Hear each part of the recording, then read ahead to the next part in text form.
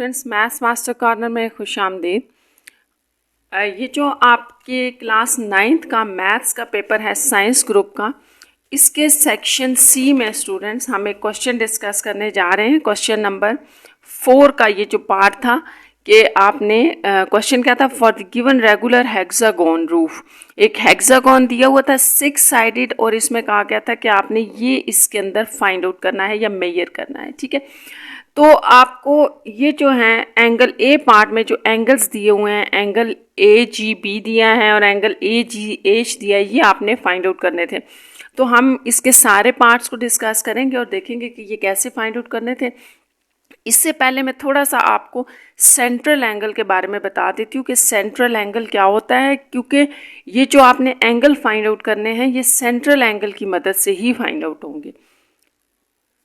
मैं आपको कुछ डायग्राम्स का पहले सेंट्रल एंगल बताऊंगी कि हम कैसे फाइंड आउट करते हैं। तो सबसे पहले देखें ये सेंट्रल एंगल आपके पास है क्या।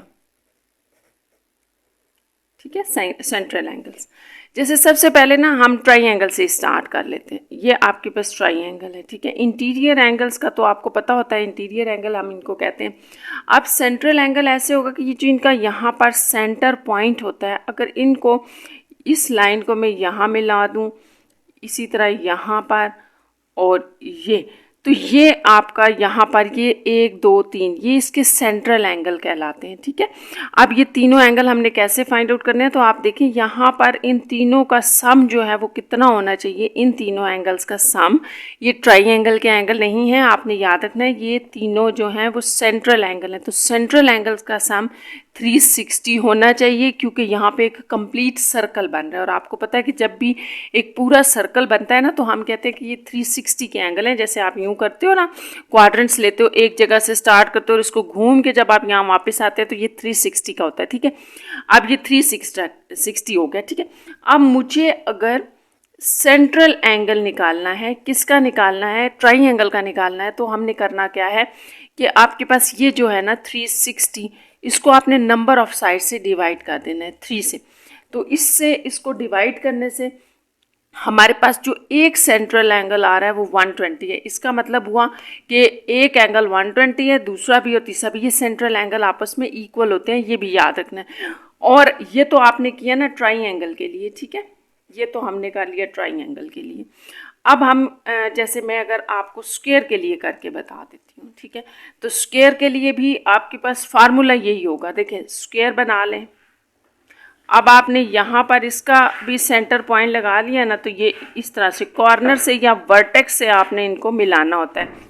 अब आप देखें वर्टेक्स और ये मिला लिए, ये 4 हो गए। अगर इनको देखें, यहाँ पे भी सर्कल बन रहा है और ये कितने बन रहे हैं, टोटल 4 बन रहे हैं।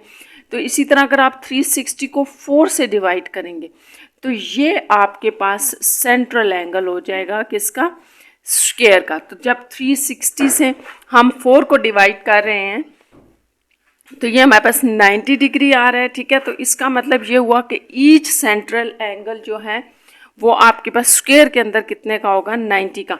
तो हमने इससे ये समझ लेना है, इससे हमारे पास एक रूल आ जाएगा कि जब भी आपने सेंट्रल एंगल फाइंड आउट करना है तो आपने क्या करना है, 360 से डिवाइड करना है n, और n क्या होगा, ये आपके पास होगा नंबर ऑफ साइड्स, यानी कि जिस भी आप डायग्राम की बात कर रहे हैं उसकी नंबर ऑफ साइड्स से आपने उसको डिवाइड करना है। जैसे यहाँ पर आपके क्वेश्चन में जो है ना वो रेगुलर हेक्सागोन दिया है, तो उसकी 6 साइड है, तो हम 360 को 6 से डिवाइड करेंगे। इस तरह हमारे पास एक सेंट्रल एंगल आएगा और फिर हम इसको फर्दर जो हमसे डिटेल में पूछी गई है हम उसको फाइंड आउट करेंगे। तो चलिए इसको हम अब स्टार्ट करते हैं, इस क्वेश्चन को। इसको ना ए पार्ट से स्टार्ट करते हैं, फिर देखते हैं कि इसको हम कैसे फाइंड आउट करेंगे। अच्छा, ये क्वेश्चन नंबर 4 था और उसका और पार्ट है। तो सबसे पहले तो हम इसको थोड़ा ड्रॉ कर लेते हैं। ठीक है, ये कुछ इस तरह से है, 6 साइडेड है ऐसे, और यहाँ पर से ये और ये ऐसे मिल रहे हैं। ठीक है, ये सब आपको गिवन है। यहाँ पर ये राइट एंगल बन रहा है, ये 3 और 3 है, ये 6 है, इसका नाम जी है। अच्छा, ये ए एच और बी है। अच्छा, ये आपको दिया गया, तो सबसे पहले जो ए पार्ट में आपसे कहा गया है कि angle A G find out करना है आपने, ठीक है, और एंगल ए जी एच ये भी आपने फाइंड आउट करना है। तो यहाँ पे मैं आपको सबसे पहले एक बात बता दूँ, जैसे ए जी बी एंगल निकालना है तो ये कैसे निकालना है, इसको ना मैं यहाँ पर थोड़ा सा गेन बनाती हूँ रफ सा, फिर थोड़ा आइडिया मैं आपको देती हूँ कि ये कैसे निकालते हैं। देखें, आपके पास ये जो होता है ना, ये आप इस तरह से करके यहाँ जो ट्राइंगल्स बना रहे होते हैं, ठीक है, अब ये यहाँ पे डायग्राम बनी है ना, तो इसमें फ़र्क हो सकता है, लेकिन आपने याद रखना है ये जो डायग्राम बनती है ना आपके पास, ये आपके पास 6 ट्राइंगल्स बन गए, ये आपस में सेम होती हैं, कॉन्ग्रुएंट ट्राइंगल्स होती हैं, ठीक है। अब आप इस लाइन से, अगर ये जैसे सीधी लाइन होती है ना, इस लाइन से अगर मैं स्टार्ट करूँ और यूँ एक सर्कल मेरे पास कंप्लीट बन रहा है, तो इसका मतलब कि यार 360 का एंगल बन रहा है सर्कल पे। अब ये एंगल ट्राइंगल्स भी कॉन्ग्रुएंट होती हैं और इनके ये सारे एंगल्स आपस में सेम होते हैं। तो ये कितने हैं, 6 हैं, तो आप इसको 6 से डिवाइड कर दें, तो 360 डिवाइडेड बाई 6 आपको 60 दे रहा है। तो इसका मतलब कि ये जो इसमें एक एंगल हुआ वो 60 का हुआ, ठीक है। तो यही बात यहाँ पर आपसे पूछी गई थी कि ये पूरा एंगल कितने का है। तो ये आप लिख लें कि for angle A G B, यही एंगल हम निकाल रहे हैं ना ए जी बी, तो हमने क्या करना है 360 को डिवाइड करना है नंबर ऑफ द ट्राइंगल से, तो ये आ जाएगा 60 डिग्री। इस तरह आपके पास ये जो एंगल ए जी बी था वो 60 डिग्री का हो गया, ठीक है। अच्छा, अब नेक्स्ट है ए जी एच, तो ए जी एच कितना है, ये ट्राइंगल भी आपके पास परपेंडिकुलर है, तो इसको 2 इक्वल पार्ट्स में एंगल को डिवाइड कर रहा है। तो इस तरह आपके पास जो एंगल हम यहाँ लिख देते हैं कि for angle A ji H, ठीक है। इसके लिए हमने क्या किया, हमने ये किया कि जो एंगल ए जी बी था इसको हमने 2 से डिवाइड करना है। इस तरह से ये आपके पास एंगल ए जी एच आ जाएगा। तो ये 60 को डिवाइड करें 2 से, इस तरह 30 डिग्री, तो इसका मतलब हुआ कि एंगल ए जी एच जो था आपके पास वो 30 डिग्री का एंगल बन गया। यहाँ तक होपफुली क्लियर हो गया होगा, ये 30 का हो गया, ये भी 30 का हो गया। अब जो आपका नेक्स्ट पार्ट है उसकी तरफ चलते हैं। देखिए, नेक्स्ट पार्ट में आपसे क्या पूछा गया है कि B find length A H and G H, तो ये भी लिख लेते हैं कि आपको बी पार्ट में क्या पूछा गया आपसे कि लेंथ आपने फाइंड आउट करनी है, ए एच ये फाइंड आउट करनी है, और जी एच ये फाइंड आउट करनी है।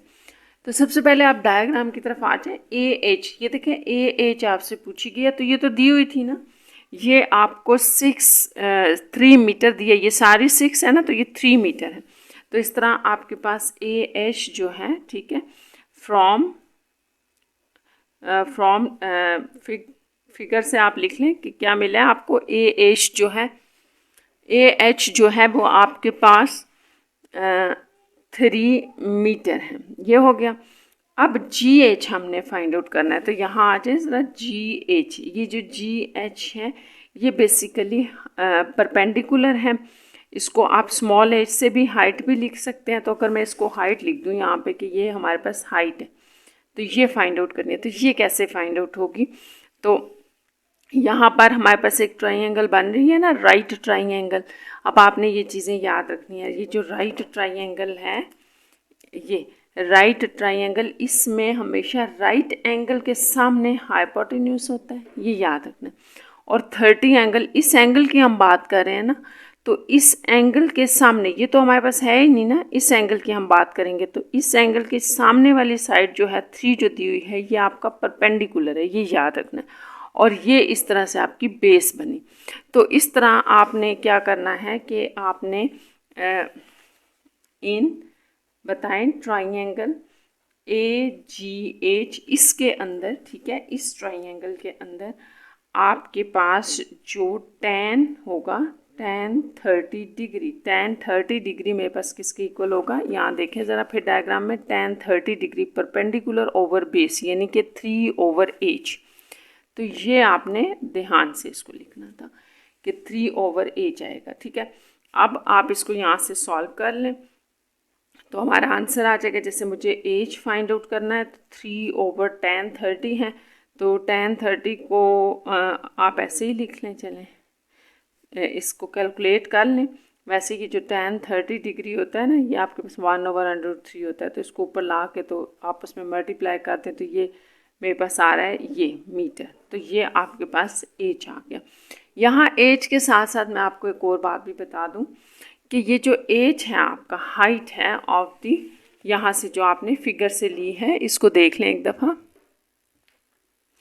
यहाँ इसको आपने एज का है ना GH जो है ये आपका, यहाँ पे मैं बता देती हूँ, ये जो GH है इसको हम A भी कहते हैं। तो ये आपने सारी डिटेल अपनी बुक के पेज नंबर 217 पे देख लेनी है। 217 पे ये इन्फॉर्मेशन मिल जाएगी, ये A भी होता है। तो इसलिए मैं यहाँ पे इसको स्मॉल a लिख रही हूँ क्योंकि आगे हम एरिया में इसको यूज़ करेंगे। तो ये हो गया। अब नेक्स्ट जो था हमारे पास के ये जो आपने एज फाइंड आउट किया है, ये बेसिकली क्या था, ये GH था, ठीक है। और यही आपसे फाइंड आउट करने के लिए कहा गया था AH, ठीक है। ये B पार्ट में AH और GH दोनों फाइंड आउट हो गए। C पार्ट पे आ जाती एरिया ऑफ AGB। तो एरिया ऑफ AGB, इस पूरी ट्राइंगल का आपसे एरिया पूछा गया। तो देखें जो आपके पास एरिया होता है किसी भी ट्राइंगल का, ठीक है, एरिया ऑफ ट्राइंगल AGB, यहाँ तो ये लिखा है ना, वो क्या होता है, हाफ बेस इनटू हाइट। ये तो आपको पता है। तो यहाँ पास मल्टीप्लाई कर दें, बेस आपके पास 3 × 3 है यानी कि 6, एज आपने अभी अभी फाइंड आउट किया है। तो ये इस तरह से ये सारा आप कैलकुलेट कर लेना, ठीक है। मैं डायरेक्ट लिख रही हूँ, मेरे पास आ रहा है 15.57 मीटर्स। तो ये आ गया। डी पार्ट पे आ जाएं। डी पार्ट में area of the hexagonal roof. तो अब एरिया इस सारे का पूछा गया आपसे, ठीक है। इस सारे का एरिया आपसे पूछा गया। तो इस सारे का जो एरिया है ये भी आपने याद रखना है। ये पेज नंबर 217 पे आपको मिल जाएगा। मैं लिख रही हूँ एरिया ऑफ हेक्सागोनल रूफ, ठीक है। तो ये क्या था आपके पास होगा 1/2 P × A। A मैंने आपको भी बताया, ये जो आपने हाइट निकाली है इसको A कहते हैं। और P क्या है, P आपके पास पेरीमीटर है। पेरीमीटर, तो पेरीमीटर क्या होगा, क्योंकि ये आपके पास 6 साइड्स हैं और 6 मीटर ही हैं, तो इस तरह 36 मीटर आपका ये हो गया। इस तरह एरिया आपके पास क्या बन गया, 36 × 519। ये तो आपने भी निकाला था ए। तो इस सारे को आप कैलकुलेट कर लें तो ये आपके पास 93.42 ऑलमोस्ट आ जाएगा, ठीक है। तो ये मीटर स्क्वायर, ये आपके पास इसका आंसर है। एरिया को हम मीटर स्क्वायर में लिखते हैं, ये भी मिस्टेक ठीक कर लें मीटर स्क्वायर में। तो इस तरह से ये आपके पास ये कंप्लीट हो गया क्वेश्चन। Care students.